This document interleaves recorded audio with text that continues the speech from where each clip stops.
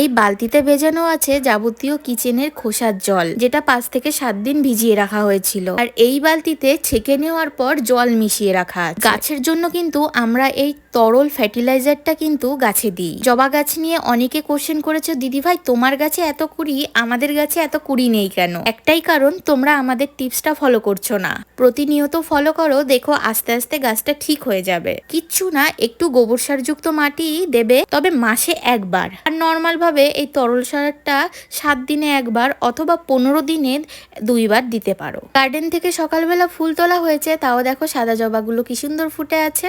সন্ধ্যাবেলা ভিডিও করতে এসেছি, এত পরিমাণে গরম তোমাদেরকে আর কি বলবো। তাও তোমাদের রিকোয়েস্ট রাখার জন্য আমি যা ভিডিও তোমাদের দরকার তাই ভিডিও কিন্তু শুট করি। সিং এর সং থেকে কমেন্ট করেছে জুঁই ফুল গাছে ফুল আসছে না, খোসা ভেজানো জলটা দিতে পারো, মানে সবজির খোসা ভেজানো জল। ভিডিওটি ভালো লাগলে অবশ্যই সাবস্ক্রাইব করে পাশে থেকো আর কমেন্ট করে জানিও